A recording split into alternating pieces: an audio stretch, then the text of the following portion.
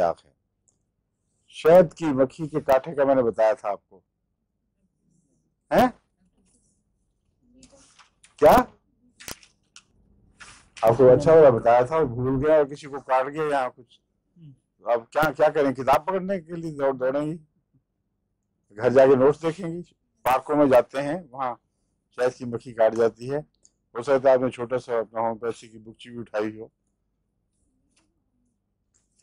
मैंने बताया था नेट्रोम्योर और लीडम और आर्निका का कॉम्बिनेशन, या आर्सेनिक और नेट्रोम्योर और लीडम का कॉम्बिनेशन, ये बिलअमूम इसके जहरीले इंसेक्ट्स के कांटे का बेहतरीन इलाज है।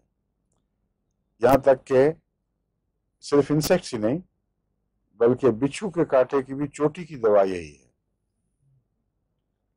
आर्निका, लीडुम और नेट्रोम्योर।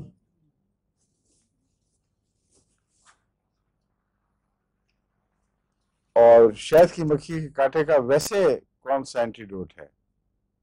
वो है कार्बोलिक एसिड। एपिस का तो कार्बोलिक एसिड है, एसिड कार्ब, समझे?